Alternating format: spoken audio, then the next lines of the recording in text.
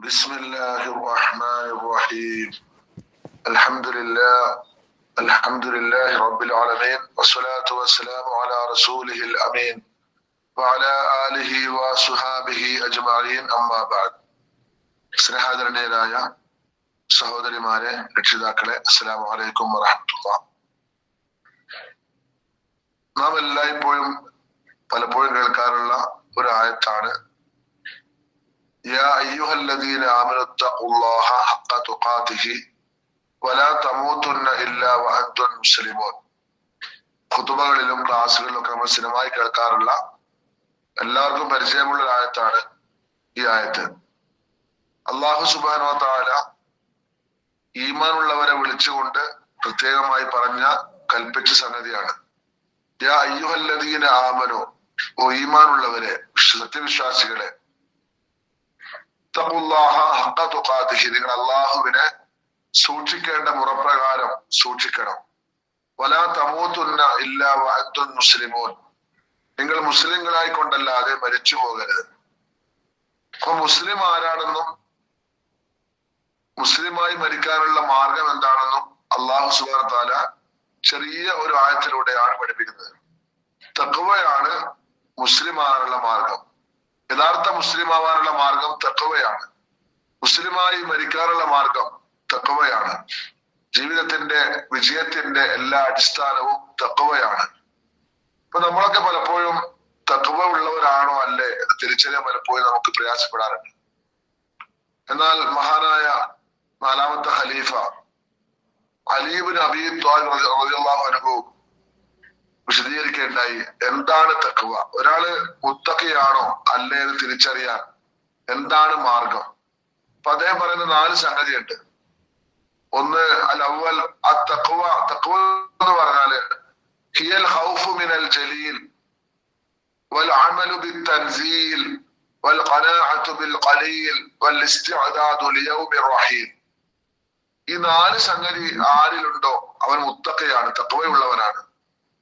ഒന്ന്, അദ്ദേഹം പറഞ്ഞത് ഹിയൽ ഖൗഫു മിനൽ ജലീൽ, മഹാനായ അള്ളാഹുവിനെ ഭയപ്പെടുക എന്നുള്ളതാണ്. ഇപ്പൊ നമ്മുടെ ജീവിതത്തില് നമ്മൾ പലരെയും ഭയപ്പെടാറുണ്ട്.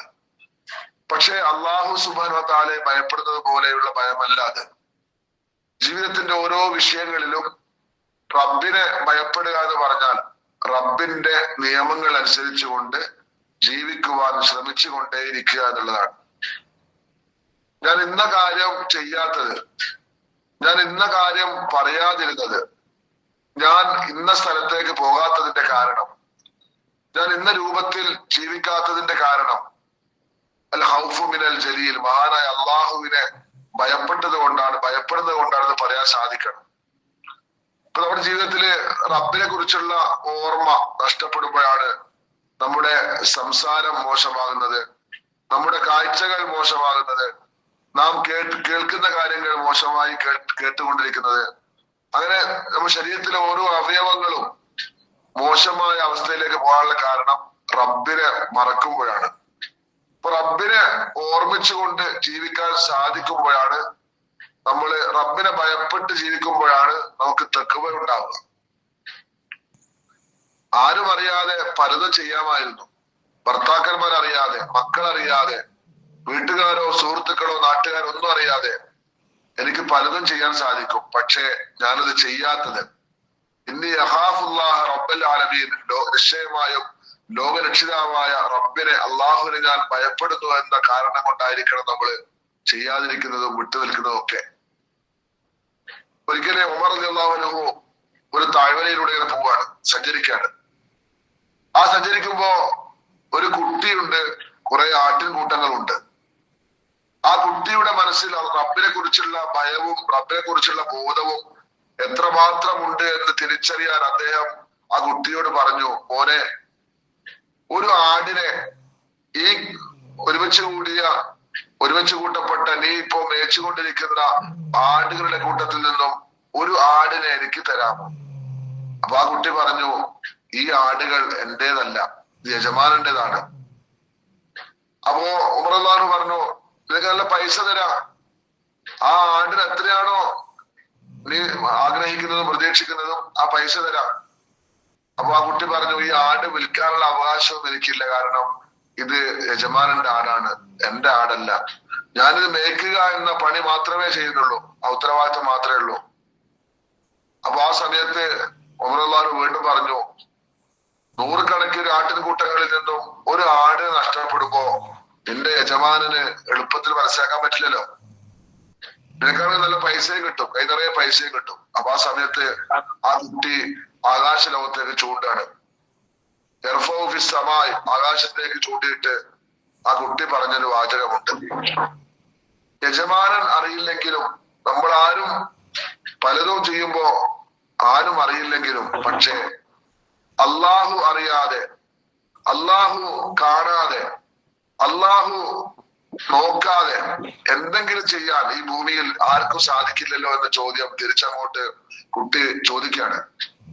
ഉമർ റളിയല്ലാഹു ആ കുട്ടിക്ക് പാരിതോഷികം കൊടുത്തിട്ട് ആ കുട്ടിയെ അഭിനന്ദിക്കുകയാണ്. കാരണം ആ കുട്ടിയുടെ മനസ്സിൽ റബ്ബിനെ കുറിച്ചുള്ള ബോധം, യജമാനൻ അറിയില്ലെങ്കിലും, ഞാൻ ഈ ആടിനെ വിൽക്കുന്നത് യജമാനനും തിരിച്ചറിയാൻ സാധിക്കില്ലെങ്കിലും റബ്ബിനെ കണ്ടുമുട്ടേണ്ടി വരുമല്ലോ, റബ്ബറിയാതെ റബ്ബിന്റെ മുമ്പിൽ ഹാജരാക്കപ്പെടുന്ന ഒരു ലോകത്തെ കുറിച്ചുള്ള, പരലോകത്തെ കുറിച്ചുള്ള ബോധവും വിശ്വാസവും ആ കുട്ടിയുടെ മനസ്സിൽ അത്രമേൽ ശക്തമായിരുന്നു. യൂസുഫ് നബി അലൈഹിസ്സലാം അദ്ദേഹത്തെ ഒരു പെണ്ണ് മോശമായ കാര്യത്തിന് ക്ഷണിക്കുകയാണ്. വിളിച്ചപ്പോ യൂസുഫ് നബി അലൈഹിസ്സലാം പറഞ്ഞൊരു ഒറ്റ വാചകമുണ്ട് ഖുർആനില്, ഇന്നി അഖാഫുല്ലാഹ റബ്ബൽ ആലമീൻ, നിശ്ചയമായും ലോകരക്ഷിതാവായ അള്ളാഹുവിനെ ഞാൻ ഭയപ്പെടുന്നു. അപ്പൊ നമ്മളെ കൂടാതെ, രണ്ടാമത്തെ ആളെ കൂടാതെ മൂന്നാമനായ അള്ളാഹുവിനെ കുറിച്ചുള്ള നമ്മുടെ വിശ്വാസം, അല്ലെങ്കിൽ ഞാനും വേറൊരാളും ഒരു ഒറ്റപ്പെട്ട സ്ഥലത്താണെങ്കിൽ ആ രണ്ടുപേരെ കൂടാതെ മൂന്നാമനായ അള്ളാഹു ഉണ്ടാകും. മൂന്നുപേർ ഒരുമിച്ചാണെങ്കിൽ നാലാമനായി അള്ളാഹു ഉണ്ടാകും. അഞ്ചാൾ ഒരുമിച്ചാണെങ്കിൽ ആറാമതായി അള്ളാഹു ഉണ്ടാകും. അള്ളാഹു ഉണ്ടാകും എന്ന് പറഞ്ഞാൽ അള്ളാഹു കൂടെ അടുത്തുണ്ടാവുന്നല്ല, മറിച്ച് റബ്ബിന്റെ കൃത്യമായ നിരീക്ഷണവും റബ്ബിന്റെ കൃത്യമായ നോട്ടമൊക്കെ കൂടെ ഉണ്ടാവും. അതുകൊണ്ടാണ് ഒരു വാക്ക് പോലും നമുക്ക് ഉച്ചരിക്കാൻ പറ്റില്ല. റെക്കോർഡ് സംവിധാനമുണ്ട് ദുനിയാവിൽ. അള്ളാഹു സുബ്ഹാനഹു വ തആല സംവിധാനിച്ച റെക്കോർഡിംഗ് സംവിധാനത്തിൽ നിന്നുകൊണ്ടല്ലാതെ നമുക്കൊന്നും ചെയ്യാൻ സാധ്യമല്ല എന്നാണ്. നാം എന്ത് ചെയ്യുമ്പോഴും, നാം എവിടെ വെച്ച് ആരും അറിയാതെ ദൂര സ്ഥലത്ത് ആണെങ്കിലും, നാട്ടുകാരോ വീട്ടുകാരോ ഇല്ലാത്ത സ്ഥലങ്ങളിൽ ഒറ്റപ്പെട്ട ഇടങ്ങളിൽ എത്തിപ്പെടുമ്പോഴും റബ്ബിന്റെ സാന്നിധ്യമുണ്ട്, റബ്ബിന്റെ റെക്കോർഡ് സംവിധാനമുണ്ട്, മലക്കുകളുടെ സാന്നിധ്യമുണ്ട്. നമ്മുടെ തൊലി, ശരീരം റെക്കോർഡ് ചെയ്യുന്നുണ്ട്. നാം ഏത് സ്ഥലത്ത് വെച്ചാണോ എന്താണോ ചെയ്യുന്നത് ആ സ്ഥലം സാക്ഷിയാണ്. അപ്പൊ റബ്ബിനെ ഭയപ്പെടുക എന്ന് പറഞ്ഞാൽ ഇതൊക്കെ റെക്കോർഡ് സംവിധാനം ഒരുക്കിയ റബ്ബിനെ കുറിച്ചുള്ള കൃത്യമായ ബോധം നമ്മുടെ ജീവിതത്തിൽ ഉണ്ടെങ്കിൽ നമ്മൾ ആരും ഒരു തെറ്റിലേക്ക് പോവില്ല.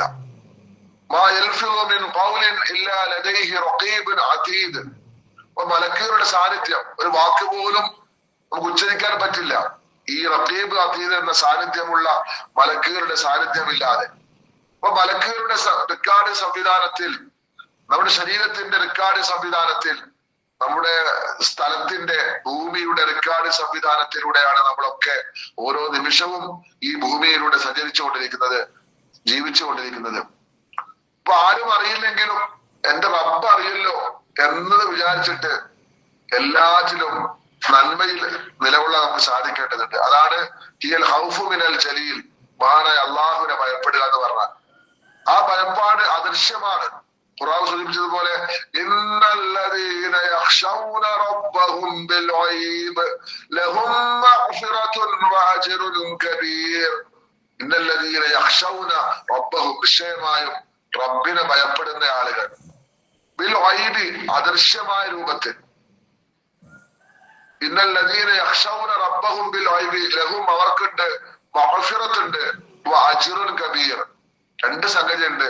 ഒന്ന് മഗ്ഫിറത്താണ്, നമുക്ക് സംഭവിക്കുന്ന തെറ്റുകുറ്റങ്ങളൊക്കെ, അബദ്ധങ്ങളൊക്കെ, പോരായ്മകളൊക്കെ റബ്ബ് മാപ്പാക്കി തരും.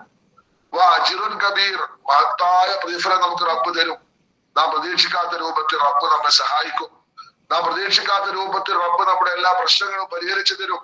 ദുനിയാവിലെയും ആരടി മണ്ണിലെയും ആഖിറത്തിലെയും പ്രശ്നങ്ങൾ റബ്ബ് പരിഹരിക്കും. നാം പ്രതീക്ഷിക്കാത്ത രൂപത്തിൽ നമുക്ക് ഒരു എളുപ്പം തരും റബ്ബ്. ആരാണോ റബ്ബിനെ ഭയപ്പെട്ടുകൊണ്ട് ജീവിക്കുന്നത് അവർ റബ്ബ് ഒരു തുറസ് തരും, ഒരു മഹ്റജ്, എല്ലാം ഒരു തുറക്കപ്പെടും. അവന്റെ മുമ്പില് വളരെ പ്രയാസപ്പെട്ട് ബുദ്ധിമുട്ട് നിൽക്കുന്ന സന്ദർഭത്തിൽ പോലും പ്രതീക്ഷിക്കാത്ത രൂപത്തിൽ റബ്ബ് അവനെ സഹായിക്കും. എല്ലാറ്റിലും പ്രശ്നങ്ങളൊക്കെ വരും, പക്ഷെ മല പോലെ വരും, പക്ഷെ മഞ്ഞ് പോലെ എല്ലാം ഒരുങ്ങിപ്പോകും. വളരെ സിമ്പിൾ ആയിട്ട് എല്ലാ പ്രശ്നങ്ങളും പരിഹരിക്കപ്പെടും. മാത്രല്ല റബ്ബ് നമ്മൾ പ്രതീക്ഷിക്കാത്ത രൂപത്തിൽ റബ്ബ് നമുക്ക് ഉപജീവന മാർഗം തരും. നമ്മൾ വിചാരിക്കും എങ്ങനെയാ ജീവിക്കുക, എങ്ങനെയൊക്കെ സാധനത്തിന് പൈസ കൂടിയാല്, സമ്പത്ത് നഷ്ടപ്പെട്ടു പോയാല്, ഉപജീവന മാർഗം നഷ്ടപ്പെട്ടു പോയാൽ ഇല്ല, റബ്ബ് അവനെ കൈവിടുകയില്ല. റബ്ബിന്റെ സഹായം നമുക്ക് എപ്പോഴും കിട്ടിക്കൊണ്ടേയിരിക്കും. യാ അയ്യുഹല്ലദീന ആമനൂ തഖുല്ലാഹ എന്ന് പറയുമ്പോ ആ അർത്ഥത്തില് റബ്ബിനെ എല്ലാറ്റിനും ഭയപ്പെടാൻ നമുക്ക് സാധിക്കേണ്ടതുണ്ട്. വല്ലദീന ആമനൂ വത്തഖൗ ലഫതഹ്നാ അലൈഹിം ബറകാത്തിൻ മിനസ് സമാഇ വൽ അർദ്. ആകാശ ലോകത്തു നിന്നും ഭൂമിയിൽ നിന്നും റബ്ബിന്റെ ബർക്കത്ത് നമ്മുടെ ജീവിതത്തിൽ, നമ്മുടെ വീട്ടിൽ, നമ്മുടെ കുടുംബത്തിലൊക്കെ ചൊരിയപ്പെടാൻ, നമ്മുടെ നാട്ടിൽ ചൊരിയപ്പെടാനുള്ള മാനദണ്ഡമായി അല്ലാഹു സുബ്ഹാനഹു വ തആല നിശ്ചയിച്ചത് അവിടെയും ഈമാനും തഖ്വയുമാണ്. വല്ലദീന ആമനൂ വത്തഖൗ, ഈമാനും തഖ്വയുമുള്ള ആളുകൾ അവർക്കെന്ത് സംഭവിക്കും? ലഫതഹ്നാ, നാം തുറന്നു കൊടുക്കും, അലൈഹിം, അവരുടെ മേൽ, ബറകാത്തിൻ മിനസ് സമാഇ വൽ അർദ്, ആകാശ ലോകത്തു നിന്നും ഭൂമിയിൽ നിന്നും നാം അവർക്ക് ധാരാളം ബർക്കത്തുകൾ ചൊരിഞ്ഞു കൊടുക്കും. ബർക്കത്തുകൾ. ഈ ബർക്കത്ത് എന്ന് പറയുമ്പോ ആയത്തുൽ കുർസിയുടെ സ്റ്റിക്കർ ഒട്ടിച്ചതുകൊണ്ട് ബർക്കത്ത് കിട്ടോ? വീട്ടിൽ കുറെ സ്റ്റിക്കറുകൾ മാത്രം, ജീവിതത്തിൽ ഒന്നുമില്ല, ആയത്തുൽ കുർസിയുമില്ല, സൂറത്തുകളും ഇല്ല, ദിക്റും ഇല്ല, ഒന്നുമില്ല, എല്ലാം സ്റ്റിക്കറുകളിൽ മാത്രം. അപ്പൊ സ്റ്റിക്കർ കൾച്ചർ മാറ്റിയിട്ട് നമ്മുടെ ജീവിതത്തില് അത് വെക്കുന്നത് മോശമാണെന്നല്ല, മറിച്ച് നാവ് കൊണ്ട് കൃത്യമായി നമുക്ക് എല്ലാം പറയാനും ചൊല്ലാനും സാധിക്കണം. അപ്പൊ ആ അർത്ഥത്തിൽ റബ്ബിനെ ഭയപ്പെട്ടുകൊണ്ട് ജീവിക്കുന്നവരാരാണോ അവർക്ക് റബ്ബ് ബർക്കത്ത് ചൊരിഞ്ഞു കൊടുക്കും. അപ്പൊ ബർക്കത്ത് ലഭിക്കാനുള്ള മാനദണ്ഡമായി ഖുർആൻ സൂചിപ്പിച്ചത് ഈമാനും തഖ്വയുമാണ്. ശക്തമായ വിശ്വാസം, ശിർക്ക് കലരാത്ത, കുഫ്ർ കലരാത്ത, ഒരു മോശവും കലരാത്ത ശുദ്ധമായ വിശ്വാസം. ആ ശുദ്ധമായ ദീനിലേക്ക് നമ്മുടെ മുഖത്ത് നമ്മൾ തിരിക്കണം. ഇതാണ് തഖ്വയുടെ ഒന്നാമത്തെ മാനദണ്ഡം. രണ്ടാമത്തെ മാനദണ്ഡം വൽ അമലു ബിത്തൻസീൽ. മഹാനായ അലി ഇബ്നു അബീ ത്വാലിബ് റളിയല്ലാഹു അൻഹു പറയാണ്, രണ്ടാമത്തെ നമ്മൾ മുത്തഖിയാണോ തഖ്വയുള്ളവരാണോ എന്ന് തിരിച്ചറിയാനുള്ള രണ്ടാമത്തെ മാർഗം വൽ അമലു ബിത്തൻസീൽ. നിനക്ക് അവതരിപ്പിക്കപ്പെട്ടതനുസരിച്ച് നീ പ്രവർത്തിക്കുക എന്നുള്ളതാണ്. തൻസീൽ അനുസരിച്ച്. എന്താ തൻസീൽ? റബ്ബിന്റെ ഭാഗത്തു നിന്ന് അവതരിപ്പിക്കപ്പെട്ട പ്രമാണങ്ങളെയാണ് തൻസീൽ കൊണ്ട് ഉദ്ദേശിക്കുന്നത്. അതായത് വിശുദ്ധ ഖുർആനും സ്വഹീഹായ ഹദീസുകളും. ഖുർആനും സുന്നത്തുമാണ് നാം എന്ത് ചെയ്യുമ്പോൾ നമ്മുടെ മാനദണ്ഡം. തൻസീൽ എന്ന് പറഞ്ഞാൽ അള്ളാഹുവിൽ നിന്ന് വഹിയായി റസൂലുള്ളാഹി സ്വല്ലല്ലാഹു അലൈഹി വസല്ലമയിലേക്ക് അവതരിപ്പിക്കപ്പെട്ട ഇസ്ലാമിക നിയമങ്ങൾക്കാണ് തൻസീൽ എന്ന് പറയുന്നത്. നാം എന്ത് ചെയ്യുമ്പോഴും തൻസീലിന് എതിരാവരുത്. നമുക്ക് പലപ്പോഴും പല വിഷയത്തിലും നിലപാട് സ്വീകരിക്കുമ്പോ അറിയില്ല എന്താണ് റബ്ബും അള്ളാഹു റസൂലും പഠിപ്പിച്ച മാർഗം എന്താണ് എന്ന് അറിയില്ലെങ്കിൽ അറിയുന്നവരോട് അന്വേഷിച്ച് ചോദിച്ച് മനസ്സിലാക്കി റബ്ബും റസൂലും പഠിപ്പിച്ച മാർഗത്തിൽ, തൻസീലിന്റെ മാർഗത്തിൽ നമ്മൾ നിലകൊള്ളണമെന്നാണ് നമ്മുടെ ഖുർആൻ സൂചിപ്പിച്ചത്. അപ്പൊ ജീവിതത്തിൽ എന്ത് ചെയ്യുമ്പോഴും കുടുംബത്തില് പല വിഷയം ഉണ്ടാവും. നമ്മുടെ വ്യക്തി ജീവിതത്തിലും കുടുംബരംഗത്തും സാമൂഹിക, സാംസ്കാരിക, സാമ്പത്തിക, രാഷ്ട്രീയ രംഗത്തൊക്കെ നമ്മൾ ഇടപെടുമ്പോ, സാമൂഹിക രംഗത്ത് ഇടപെടുമ്പോ ഓരോ ഇഷ്യൂസ് വരും. ചെയ്യാൻ പാടുണ്ടോ ഇല്ലേ, ഇന്ന കാര്യം ആഘോഷിക്കാൻ പറ്റുമോ പറ്റില്ലേ, ഇന്ന ഭക്ഷണം കഴിക്കാൻ പറ്റുമോ പറ്റില്ലേ, ഇന്ന ആഘോഷത്തിൽ പങ്കെടുക്കാൻ പറ്റുമോ ഇല്ലയോ, മരിച്ചതുമായി ബന്ധപ്പെട്ടുള്ള ഭക്ഷണം കഴിക്കാൻ പറ്റുമോ ഇല്ലേ, ഇങ്ങനെ ഓരോ ഇഷ്യൂസ് ഉണ്ടാവും. ആ വിഷയങ്ങളിലൊക്കെ തൻസീൽ എന്താണെന്ന് അന്വേഷിക്കാനുള്ള ബാധ്യത നമുക്കുണ്ട്. നമുക്ക് അറിയില്ല എന്ന് പറഞ്ഞ് രക്ഷപ്പെടാൻ പറ്റില്ല. കാരണം എല്ലാ പ്രമാണങ്ങളും ഇന്ന് കൃത്യമായി തിരിച്ചറിയാനുള്ള മാർഗമുണ്ട്. അപ്പൊ തൻസീൽ അനുസരിച്ചായിരിക്കണം നമ്മൾ എന്ത് ചെയ്യുന്നതും. കുടുംബക്കാർക്ക് വേണ്ടി, സുഹൃത്തുക്കൾക്ക് വേണ്ടി, നാട്ടുകാർക്ക് വേണ്ടി പലതും ചെയ്യാനല്ല നമ്മോട് പറഞ്ഞത്, മറിച്ച് ചെയ്യുന്ന കാര്യം വളരെ പെർഫെക്റ്റ് ആയിരിക്കണം. മാത്രമല്ല തൻസീൽ അനുസരിച്ചായിരിക്കണം, അള്ളാഹു റസൂലും ഇഷ്ടപ്പെടുന്ന പഠിപ്പിച്ച മാർഗത്തിൽ നിന്നുകൊണ്ടായിരിക്കണം. അതാണ് സലഫിയത്ത് കൊണ്ട് ഉദ്ദേശിക്കുന്നത്. പ്രവാചകന്മാരും അമ്പിയാക്കളും ഔലിയാക്കളും സ്വഹാബത്ത് പഠിപ്പിച്ച മാർഗം, സലഫു സ്വാലിഹീങ്ങളുടെ മാർഗം, സച്ചരിതരായ പിൻഗാമികൾ നമുക്ക് വിട്ടേച്ചു പോയ സുന്ദരമായ ഇസ്ലാമിന്റെ നേർവഴിയിലൂടെ മുന്നോട്ട് പോകണമെന്നാണ് സലഫിയത്ത് കൊണ്ട് ഉദ്ദേശിക്കുന്നത്. അല്ലാതെ അത് പ്രത്യേക ഒരു മനഹജൊന്നുമല്ല. അപ്പൊ തൻസീൽ അനുസരിച്ച് നമ്മൾ എന്ത് ചെയ്യുമ്പോഴും തൻസീലിന് എതിരാകരുത് എന്നുള്ളതുകൊണ്ടാണ്. മൂന്നാമത്തെ സംഗതി വൽ ഖനാഅത്തു ബിൽ ഖലീൽ, കുറഞ്ഞതിൽ തൃപ്തിപ്പെട്ട് ജീവിക്കാനുള്ള മനസ്സുണ്ടാകണം. എന്താ അങ്ങനെ പറയാൻ കാരണം? പലപ്പോഴും നമുക്ക് അസ്വസ്ഥതയും ദുരാഗ്രഹങ്ങളൊക്കെ കടന്നു വരാൻ കാരണം എന്താ? നമ്മുടെ തൃപ്തിയില്ലായ്മയാണ്. റബ്ബ് തരുന്നതിൽ തൃപ്തിപ്പെടാനുള്ള ഇഷ്ടപ്പെടാനുള്ള മനസ്സുണ്ടാകണം. റബ്ബ് ചിലപ്പോ കുറച്ചു തരും, ചിലപ്പോ കൂടുതൽ തരും. എന്തും പരീക്ഷണമാണ്. കുറച്ചു തരുന്നതും പരീക്ഷണമാണ്, കൂടുതലും പരീക്ഷണമാണ്, തരാതിരിക്കുന്നതും പരീക്ഷണമാണ്, ഒക്കെ പരീക്ഷണമാണ്. അപ്പൊ എന്റെ ജീവിതത്തിൽ ഇത്രയും റബ്ബ് ഉദ്ദേശിച്ചുള്ളൂ. ഇപ്പൊ ചില ആളുകൾ പറയും എനിക്ക് ഒരു പെൺകുട്ടിയാണ്, ഇല്ല 2 പെൺകുട്ടികളാണ്, ഇല്ല 3 പെൺകുട്ടികളാണ്, ആൺകുട്ടിയൊന്നുമില്ല.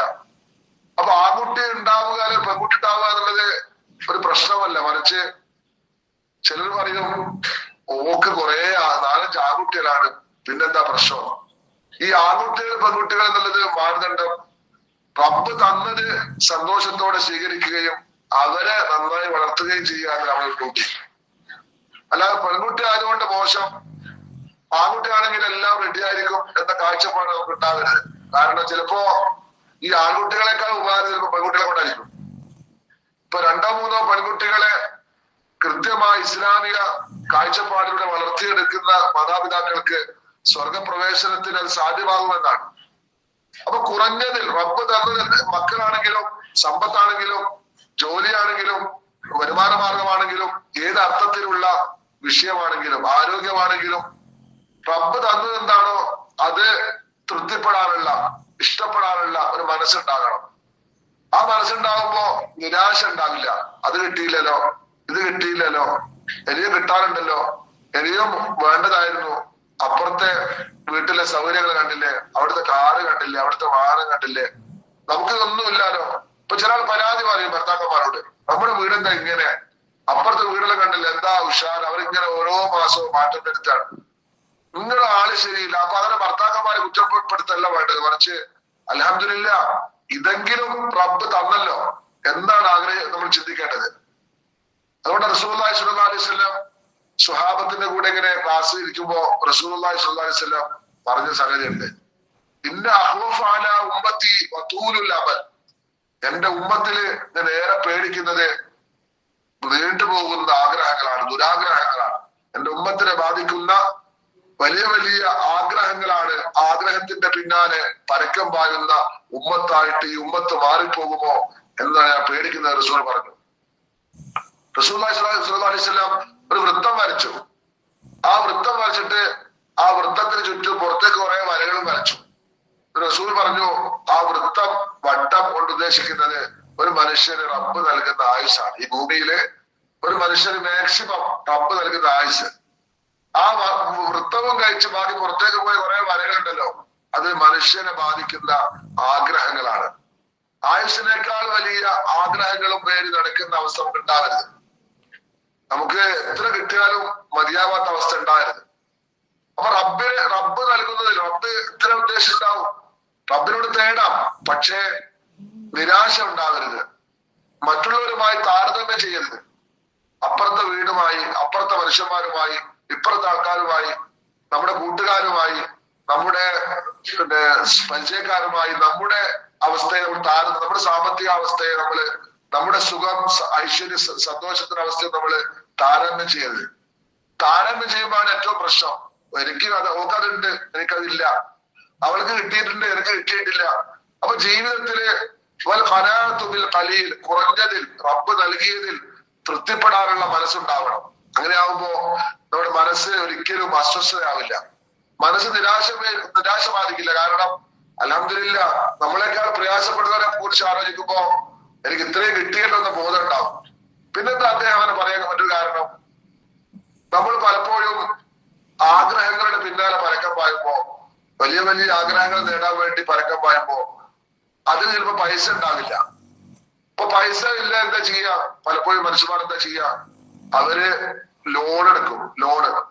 ബാങ്കിലേക്ക് വീടിന്റെ ആധാരത്തിന്റെ കോപ്പിയായിട്ട് പരക്കം പായാണ്. ലക്ഷങ്ങളിൽ ലോൺ എടുക്കുകയാണ്. ഹറാമിലേക്ക് പോകാനുള്ള ചാൻസ് ആണ്. അപ്പൊ ലോണിലേക്ക് പോയിട്ട് അവസാനം എന്തിനാ ലോൺ എടുത്തേ?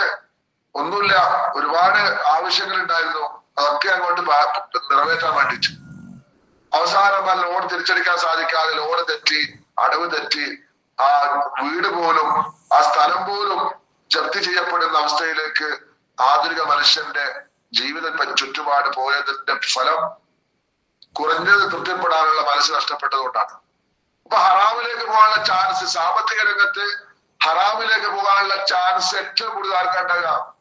റബ്ബ് നൽകിയത് ഇഷ്ടപ്പെടാനുള്ള മനസ്സില്ലാത്തവർക്ക്, നിരാശയും ദുരാഗ്രഹങ്ങളുമായി മുന്നോട്ട് പോകുന്ന ആളുകൾക്ക്, നേരത്തെ പറഞ്ഞ വൃദ്ധം കഴിഞ്ഞ് ആയുസിനേക്കാൾ വലിയ ആഗ്രഹങ്ങളുമായി മുന്നോട്ട് പോകുന്ന ആളുകൾക്ക് ഒരിക്കലും സ്വസ്ഥത ഉണ്ടാവില്ല. സാമ്പത്തിക രംഗത്ത് ഹറാമിലേക്ക് പോകാനുള്ള ചാൻസ് കൂടുതലാണ്. അപ്പോ റബ്ബ് നൽകിയതില് ഇഷ്ടപ്പെടാനുള്ള മനസ്സൊക്കെ ഉണ്ടാകണം. അങ്ങനെയാകുമ്പോൾ നമുക്ക് തഖ്വ ഉണ്ടാവും. കാരണം മനസ്സ് ഒരിക്കലും ഹറാമിലേക്ക് പോകില്ല. സാമ്പത്തിക രംഗത്ത് ഹറാമും ഉണ്ടാവില്ല. റസൂലുള്ളാഹി സ്വല്ലല്ലാഹു അലൈഹി വസല്ലം ഒരു യാത്രക്കാരനെ കുറിച്ച് പറഞ്ഞല്ലോ. ഒരു ജടപിടിച്ച മുടിയുമായി നിൽക്കുന്ന ഒരു മനുഷ്യനെ കുറിച്ച് റസൂൽ ഉദാഹരിച്ചു. ആ മനുഷ്യന്റെ അവസ്ഥ എന്താണ്? മത്റാമുഹു ഹറാമുൻ വ മശ്റബുഹു ഹറാമുൻ വ മൽബസുഹു ഹറാമുൻ. അവന്റെ വസ്ത്രം ഹറാമിലൂടെ നേടിയതാണ്. അവന്റെ ഭക്ഷണം, അവർ കഴിച്ചുകൊണ്ടിരിക്കുന്ന ഭക്ഷണം ഹറാമിലൂടെ സമ്പാദിച്ചതാണ്. അവർ കുടിക്കുന്ന പാനീയം ഹറാമിലൂടെയാണ്. കുല്ലു ഹറാം, അവരുടെ ജീവിതം മുഴുക്കെ ഹറാമിൽ ഊട്ടപ്പെട്ടതാണ്. എന്താ പ്രശ്നം ഉണ്ടായത്? അവൻ താമസിക്കുന്ന വീട് അവർ കരസ്ഥമാക്കിയത് ഹറാമിലൂടെയാണ്. അവന്റെ ജോലി അവർ സമ്പാദിച്ചത് ഹറാമിലൂടെയാണ്. അവന്റെ ഡ്രസ്സും അവന്റെ ഭക്ഷണ പാനീയങ്ങളും അവന്റെ ജീവിതം മുഴുക്കെ ഹറാമിലാണ്. എന്നിട്ട് ആ മനുഷ്യൻ ഇങ്ങനെ ഹറാമിൽ ജീവിക്കുന്ന മനുഷ്യൻ യാ റബ്ബി യാ റബ്ബി അല്ലാഹു റബ്ബേ എന്ന് വിളിച്ചിങ്ങനെ ആകാശത്തേക്ക് കൈകൾ ഉയർത്തിയിട്ട് എത്ര റബ്ബിനെ വിളിച്ചാലും അവന്റെ പ്രാർത്ഥന റബ്ബ് സ്വീകരിക്കാതിരിക്കാനുള്ള കാരണം സാമ്പത്തിക രംഗത്ത് തഖ്വ നഷ്ടപ്പെട്ടു എന്നുള്ളത് കൊണ്ടാണ്. അപ്പൊ ഏറ്റവും കൂടുതൽ തഖ്വ നഷ്ടപ്പെടാനുള്ള മേഖല സാമ്പത്തിക മേഖലയാണ്. അപ്പൊ പൈസ സമ്പാദിക്കുമ്പോഴും ചെലവഴിക്കുമ്പോഴും. അതുകൊണ്ടാണ് റസൂലുള്ളാഹി സ്വല്ലല്ലാഹു അലൈഹി വസല്ലം പറഞ്ഞത്, നാളെ പരലോകത്ത് മഹ്ശറയില് ഒരു മനുഷ്യന്റെ 5 ചോദ്യങ്ങൾക്ക് ഉത്തരം കൃത്യമായി പറയാതെ ഒരു സ്റ്റെപ്പ് മുന്നോട്ട് വെക്കാൻ പറ്റില്ല. ആ ചോദ്യങ്ങളിൽ ഒരു ചോദ്യം എന്താ അറിയോ? എങ്ങനെയാണ് സമ്പാദിച്ചത്? ഏത് രൂപത്തിലാണ് സമ്പാദിച്ചത്? ഏത് രൂപത്തിലാണ് സമ്പത്ത് ചെലവഴിച്ചത്? അപ്പൊ സമ്പാദിച്ചതും വിഷയമാണ്, ചെലവഴിച്ചതും വിഷയമാണ്. ഇത് സമ്പത്ത് ഇങ്ങനെ ദൂർത്തടിക്കുമ്പോ ആ ശൈത്വാനിയത്താണ് ദൂർത്ത് എന്ന് പറയുന്നത്. ജീവിതത്തിന്റെ ഓരോ വിഷയത്തിലും, ഡ്രസ്സിലാവട്ടെ, വീട് നിർമ്മാണത്തിലാവട്ടെ, ഡ്രസ്സിലാവട്ടെ, നമ്മുടെ വാഹനം വാങ്ങുന്ന വിഷയത്തിലാവട്ടെ, ഒരു വിഷയത്തിലും ദൂർത്ത് നമുക്ക് പാടില്ലാത്തതാണ്.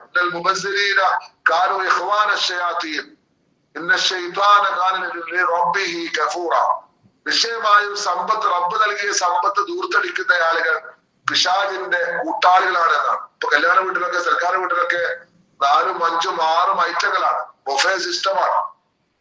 6, 7 ഐറ്റം ഭക്ഷണം വിളമ്പുമ്പോ ഈ ഭക്ഷണം എല്ലാവരും കുറച്ച് എടുത്തിങ്ങനെ പോകുമ്പോ രാത്രി ഒരുപാട് ഭക്ഷണം വേസ്റ്റ് വരികയാണ്.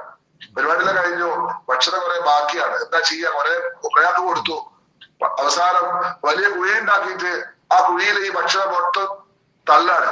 അപ്പൊ തള്ളുമ്പോ ആലോചിക്കണം, ഇത് റബ്ബ് നൽകിയ ഭക്ഷണവും റബ്ബ് നൽകിയ സമ്പത്തുമാണ് ഈ നശിപ്പിച്ചുകൊണ്ടിരിക്കുന്നത്.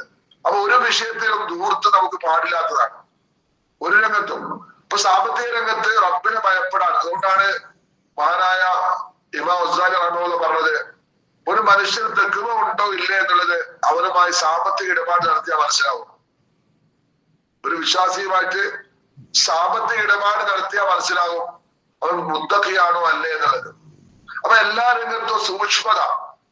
ഹറാമ്, നയാ പൈസ പോലും ഹറാമിന്റെ പൈസ നമ്മുടെ വരുമാനത്തിലേക്ക് വരാൻ പാടില്ല എന്ന ബോധം ഉണ്ടാകണം. അപ്പൊ ഇന്നൊക്കെ ചില ആളുകൾ എന്ത് ചോദിച്ചു, ചില ആളുകള് 10 ലക്ഷം അല്ലെങ്കിൽ 5 ലക്ഷം അല്ലെങ്കിൽ 1 ലക്ഷം ഏതെങ്കിലും ജ്വല്ലറി നിക്ഷേപിക്കും, ഏതെങ്കിലും ജ്വല്ലറി കൊണ്ടേ കൊടുക്കും. ഇതൊരു മാസത്തില് 3000-ഓ 5000-ഓ വാങ്ങും. എന്താ പറയാ? അത് ബിസിനസ് ചെയ്താണെന്നാ പറയാ. അപ്പൊ ബിസിനസ് ചെയ്ത പൈസയുടെ ലാഭമാണെങ്കിൽ എല്ലാ മാസവും ഫിക്സഡ് ആയിരിക്കുമോ പൈസ? ഇല്ലല്ലോ. കച്ചവടം കുറയും കൂടും ഒക്കെ ഉണ്ടാവും. അപ്പൊ മാസത്തിൽ 3000-ഓ 5000-ഓ ഫിക്സഡ് ആയിട്ട് വാങ്ങുമ്പോ ജ്വല്ലറി കൊടുത്ത പൈസയുടെ ഭാഗമായിട്ട്, ടെക്സ്റ്റൈൽസിൽ കൊടുത്ത പൈസയുടെ ഭാഗമായിട്ട് വാങ്ങുമ്പോ ഒരിക്കലും നമ്മൾ മനസ്സിലാക്കേണ്ട, കച്ചവടം ഒരിക്കലും ഫിക്സഡ് ആവില്ല. എന്ത് കച്ചവടം ചെയ്താലും മാസത്തില് ഒരു റെഡി ലാഭം ഉണ്ടാവില്ല. ഒന്നില് കൂടുമില്ല കുറയും. പക്ഷെ ടെക്സ്റ്റൈൽസും ജ്വല്ലറിക്കാരെ കൊടുക്കുന്ന പൈസ ഉണ്ടല്ലോ, അത് ഫിക്സഡ് ആണ്. അപ്പോ ലോട്ടറിക്ക് സമാനമാണത്. അപ്പൊ ഇങ്ങനെയുള്ള സാമ്പത്തിക രംഗത്ത് റബ്ബിനെ ഭയപ്പെടാൻ നമുക്ക് സാധിക്കേണ്ടതുണ്ട്. അങ്ങനെ ഭയപ്പെട്ട് റബ്ബ് നൽകിയതിൽ ഇഷ്ടപ്പെടാനുള്ള മനസ്സുള്ളവർക്കൊക്കെ എന്തുണ്ടാവും? തഖ്വ ഉണ്ടാവും. അങ്ങനെ ഹറാമിലേക്ക് പോവില്ല. നാലാമത്തെ കാര്യം തഖ്വ ഉണ്ടോ എന്ന് മനസ്സിലാക്കാനുള്ള നാലാമത്തെ കാര്യം മരണയാത്രയ്ക്ക് വേണ്ടി ഒരുങ്ങുക എന്നതാണ്. മരണയാത്രക്ക് എന്ന് പറയുമ്പോ നമ്മൾ ഏത് നിമിഷവും റബ്ബിലേക്ക് തിരിച്ചു പോകേണ്ടതാണ്. അപ്പൊ തിരിച്ചു പോകാൻ വേണ്ടി എന്തൊക്കെ ഒരുങ്ങേണ്ടതുണ്ടോ അത് ഏതെങ്കിലും മാസത്തിലുള്ള ഒരുക്കല്ല, ഏതെങ്കിലും ആഴ്ചയിൽ പോരാ, മറിച്ച് നിരന്തരമായി റബ്ബിനെ കണ്ടുമുട്ടുന്ന വിഷയത്തിൽ റബ്ബിന്റെ മുമ്പിൽ ഞാൻ ഹാജരാക്കപ്പെടാൻ ചുരുങ്ങിയ ദിവസങ്ങളെ, മാസങ്ങളെ, മണിക്കൂറേ ഉള്ളൂ എന്ന രൂപത്തിൽ നമ്മൾ പണിയെടുക്കണം. അമലുസ്വാലിഹാത്ത് ഖുർആനിൽ എവിടെ ഈമാൻ പറഞ്ഞോ തൊട്ട് ശേഷം അമലുസ്വാലിഹാത്ത് പറഞ്ഞിട്ടുണ്ട്. ഇന്നല്ലദീന ആമനു വഅമിലുസ്വാലിഹാത്ത്. ഈമാനെയും അമലുസ്വാലിഹാത്തിനെയും കൂട്ടിച്ചേർത്താണ് ഖുർആൻ പ്രയോഗിച്ചത്. അപ്പൊ നമ്മുടെ ജീവിതത്തില് മരണയാത്രയ്ക്ക് വേണ്ടി റബ്ബിലേക്ക് തിരിച്ചു പോകണ്ടല്ലോ. കേട്ടായിട്ടാണ്. അപ്പൊ റബ്ബിലേക്ക് തിരിച്ചു പോകാനുള്ള ഒരു ഒരുക്കമുണ്ടല്ലോ, ആ ഒരുക്കം എപ്പോഴും ശരിയാവണം. അങ്ങനെ റബ്ബിലേക്ക് തിരിച്ചു പോകാനുള്ള ഒരുക്കത്തിന് വേണ്ടി ശ്രദ്ധിക്കുന്ന ആളുകൾക്ക് തഖ്വ ഉണ്ടാവും. കാരണം ഇന്നല്ലെങ്കിൽ നാളെ പോകേണ്ടതാണ്, അടുത്ത മണിക്കൂറിൽ ഞാൻ ചിലപ്പോൾ തിരിച്ചു പോകേണ്ടതാണ്.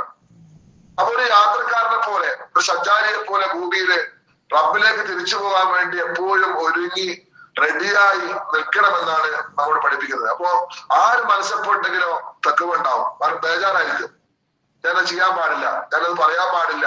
നാവിനെ സൂക്ഷിക്കും, ചെവികളെ സൂക്ഷിക്കും, ചുണ്ടുകളെ സൂക്ഷിക്കും, കൈകാലുകളെ സൂക്ഷിക്കും, ഗുഹ്യാവയവങ്ങളെ സൂക്ഷിക്കും. നമ്മുടെ സമയത്തെ, സമ്പത്തിനെ, റബ്ബ് നൽകിയ എല്ലാം സൂക്ഷിച്ച് വളരെ ശ്രദ്ധയോടുകൂടി മുന്നോട്ട് പോകും. ആ അർത്ഥത്തിൽ തഖ്വയുടെ ആളുകളായി നമ്മൾ ജീവിക്കാൻ ശ്രമിക്കുക. റബ്ബ് നമ്മെ സഹായിക്കുമാറാവട്ടെ. യാ അയ്യുഹല്ലദീന ആമനൂ തഖുല്ലാഹ ഹഖ തുഖാതിഹി വലാ തമൂതുന്ന ഇല്ലാ വഅൻതും മുസ്ലിമൂൻ. അത് തഖ്വയോടുകൂടി സൂക്ഷിക്കേണ്ട പ്രകാരം റബ്ബിനെ സൂക്ഷിച്ച് ഭയപ്പെട്ട് ജീവിച്ച് മരണസമയത്ത് മുഅ്മിനായി മുസ്ലിമായി മരിച്ചു പോകാനുള്ള എല്ലാ തൗഫീഖ് റബ്ബ് എല്ലാവർക്കും നൽകി അനുഗ്രഹിക്കുമാറാവട്ടെ. വാഹിറു ദഅവാന അൽഹംദുലില്ലാഹി റബ്ബിൽ ആലമീൻ. അസ്സലാമു അലൈക്കും വറഹ്മത്തുള്ളാഹി വബറകാതുഹു.